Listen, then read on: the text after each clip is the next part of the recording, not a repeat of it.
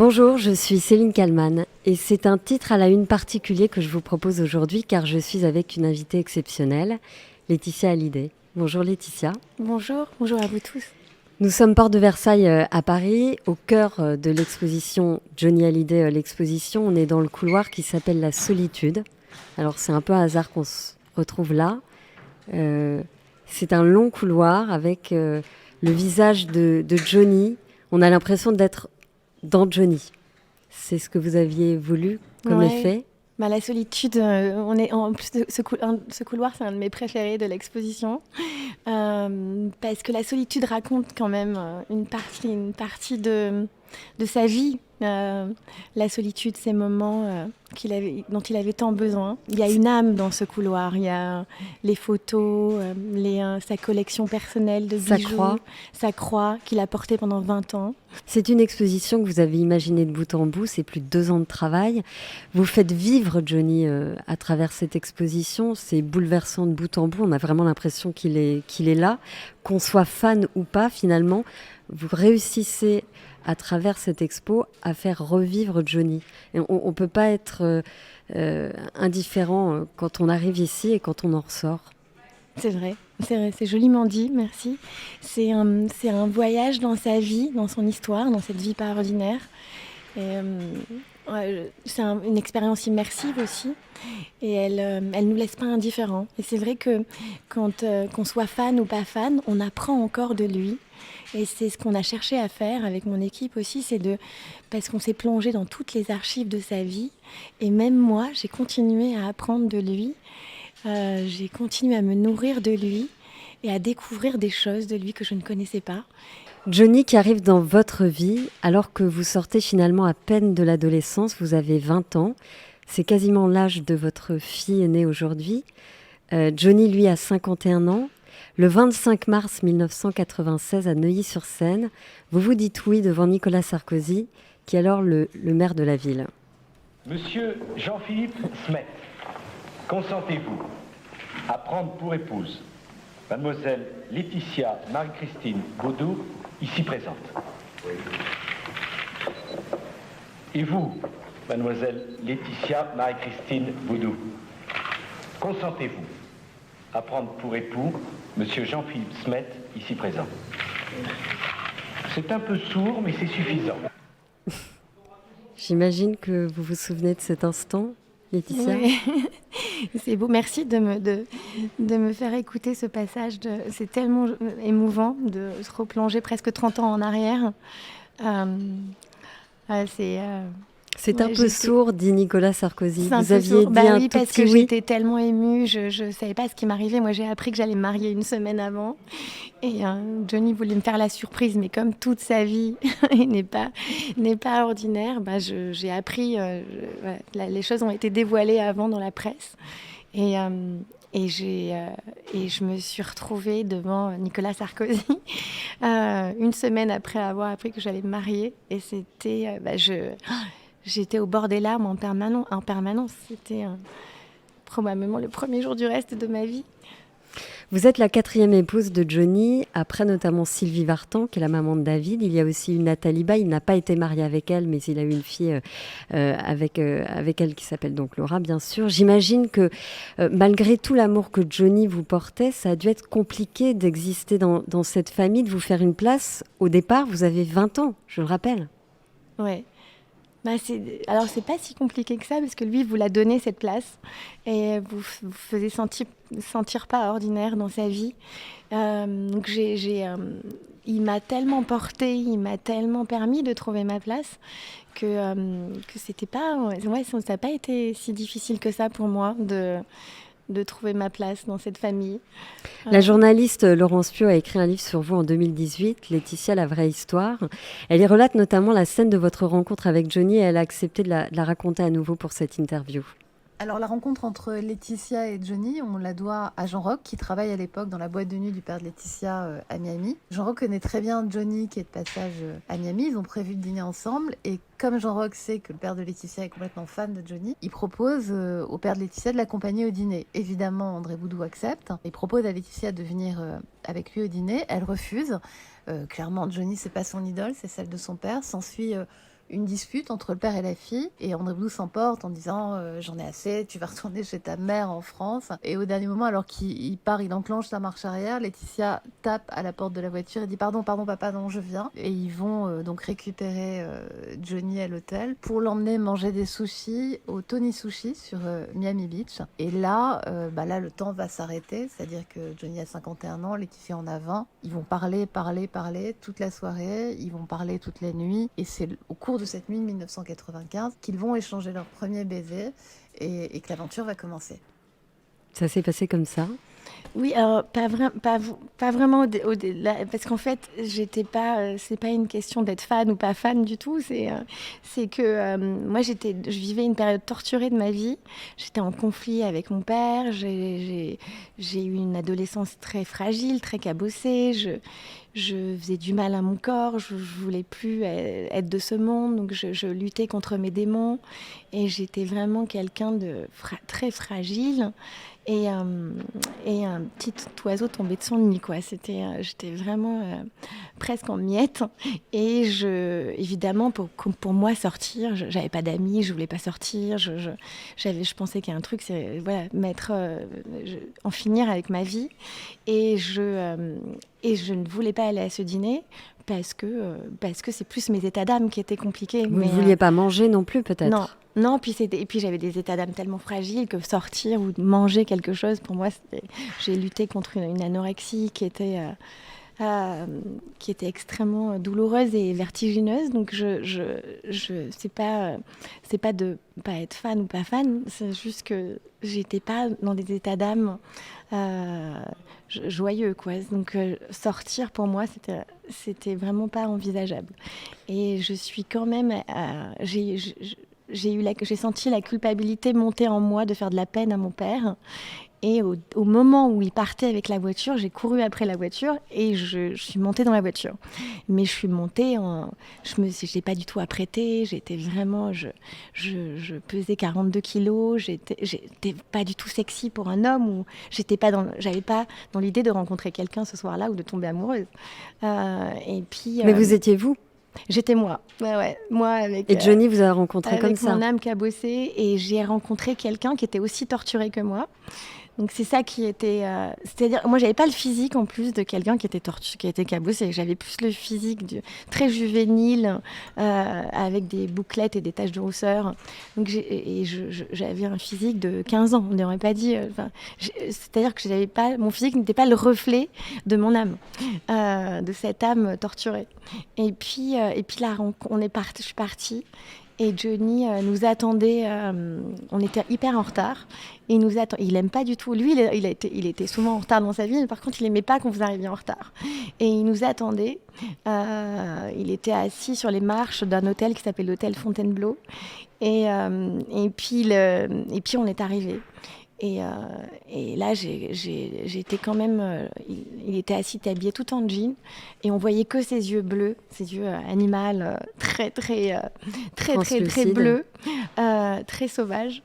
Et puis, on est allé dîner. Et pendant le dîner, on ne s'est pas quitté du regard, tous les deux. Lui, il regardait beaucoup mes mains. Je ne comprenais pas pourquoi il regardait mes mains.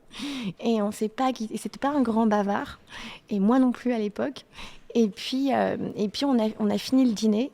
Et on est parti dans la boîte de nuit de mon père, alors que moi, je sortais jamais. Et on s'est retrouvés là-bas. Et puis, bon, il y avait beaucoup de monde. Et on a fini par se retrouver que tous les deux, assis, dans cette boîte de nuit, avec des milliers de personnes autour. Et là, le monde s'est arrêté de tourner. Et c'est comme si on se retrouvait tous les deux dans un moment hyper intime, alors qu'on était entourés de 10 000 personnes.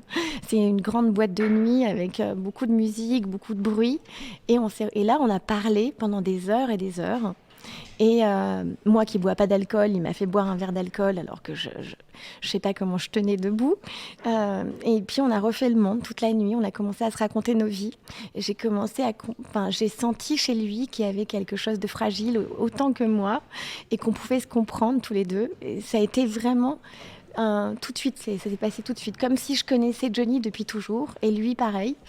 Et puis on a changé d'endroit, on est allé dans une autre boîte de nuit, on a fait presque toutes les boîtes de nuit de Miami et on s'est quitté à 6h du matin sur le capot, et on s'est embrassé sur le capot d'une 2 chevaux, une voiture française en plus.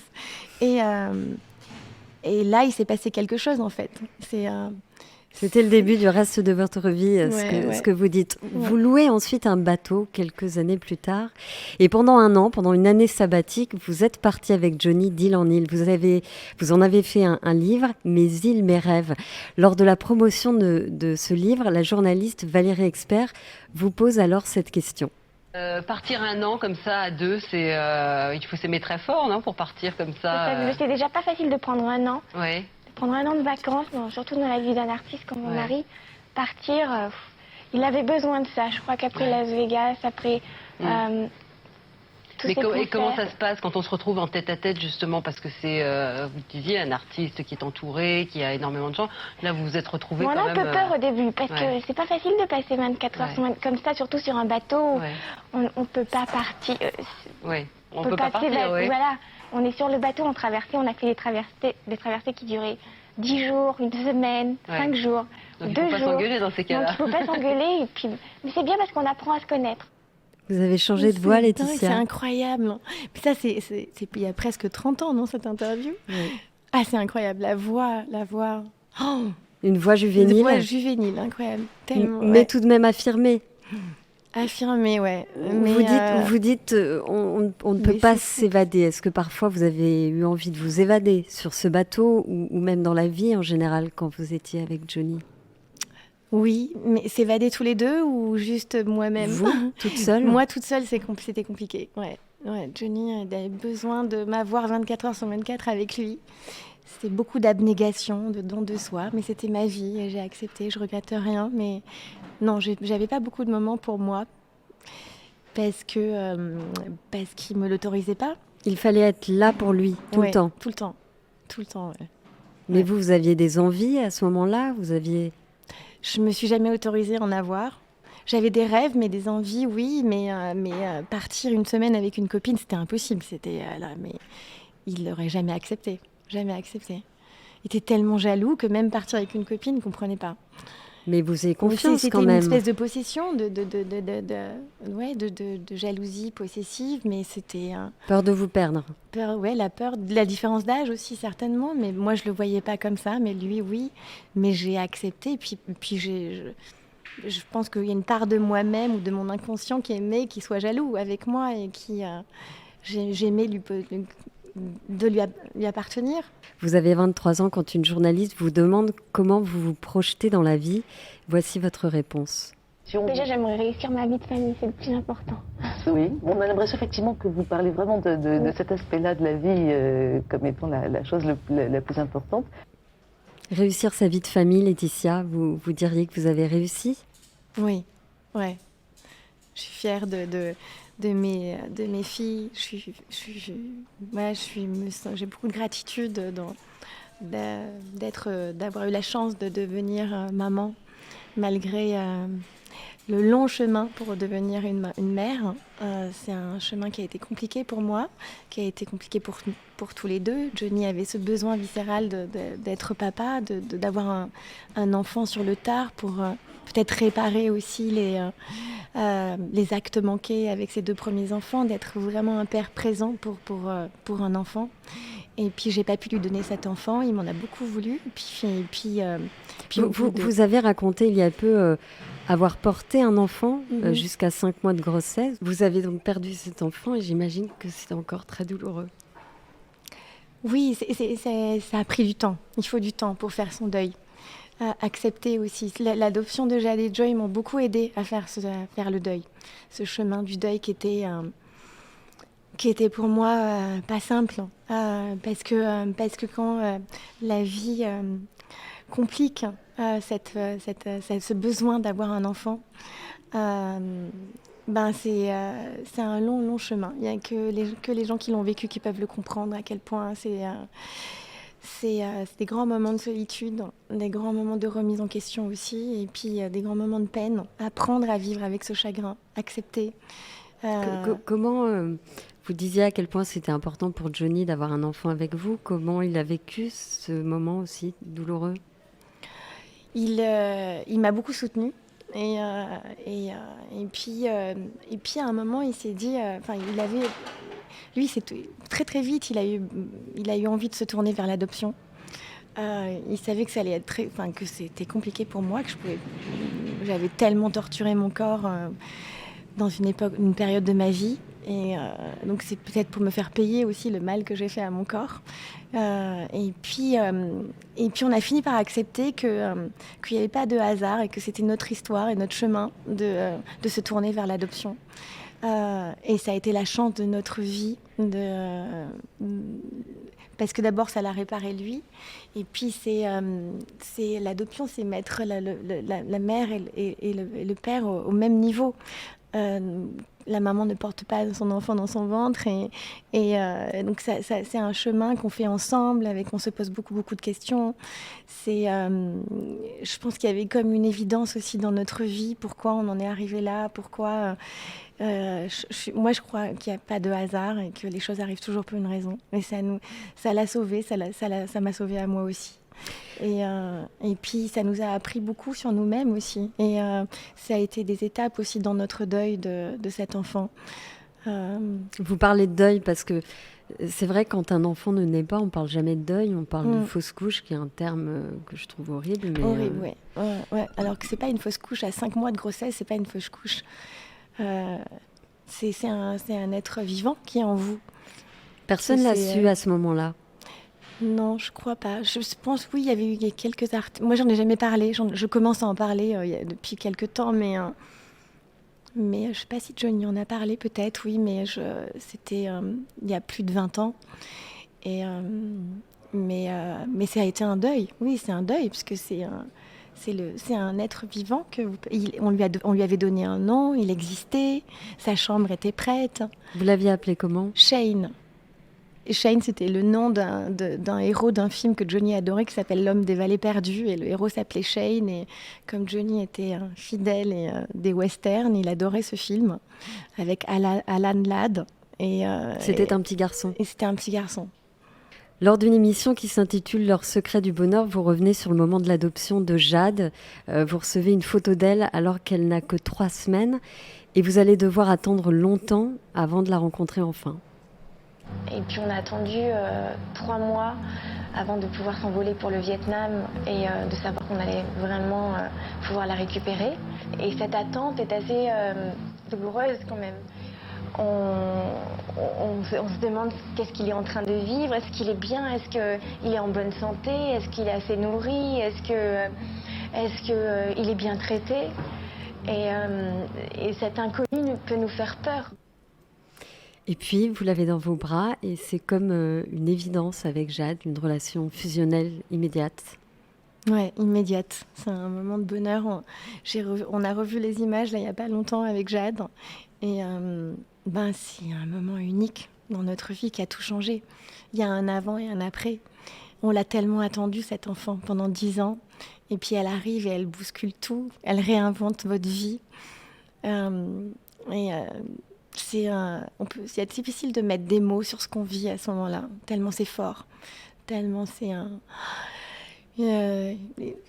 un tourbillon d'amour qui va complètement réinventer votre vie. Quelle est votre relation aujourd'hui avec vos filles? Est-ce que c'est apaisé, conflictuel, comme dans beaucoup de familles d'ailleurs quand les enfants, les filles sont ados? Oui, j'ai une relation très fusionnelle avec elles. J'ai de la chance d'avoir... on se dit tout, on parle de tout. Moi, je suis pas dans le jugement avec mes filles. Je les laisse beaucoup parler. Je les laisse me raconter ce qu'elles ont envie de me raconter. Et puis, j'ai une relation maman. J'ai pas une relation amie avec mes filles. Je suis vraiment leur maman. Et je trouve ça génial de pouvoir partager plein de choses, de pouvoir tout se dire, de pouvoir parler de nos peurs, de nos angoisses, de nos doutes, de ce qui nous fait vibrer, de ce qui nous fait rêver. Et j'attache beaucoup d'importance à ces moments avec elles, où je me pose et où on se parle, on se raconte nos vies. Que c'est ça, assez souvent, on se retrouve elles viennent dans mon lit et on parle avant de se coucher, ou le matin. On a vraiment des moments et des parenthèses rien qu'à nous. Et ça, c'est vraiment important, surtout que depuis que leur papa est parti, on a besoin de se nourrir les unes des autres. Et ça nous fait vraiment beaucoup de bien. Et je continue à semer ça avec elles. Et je voulais vous faire écouter aussi cette archive. Vous êtes invité sur un plateau télé. La production appelle votre maman au téléphone. Nous sommes le 4 juin 1998. Il n'y a pas encore FaceTime à l'époque. Tu es émue, maman? Oui, je dis comme toi, j'arrive pas à parler au téléphone.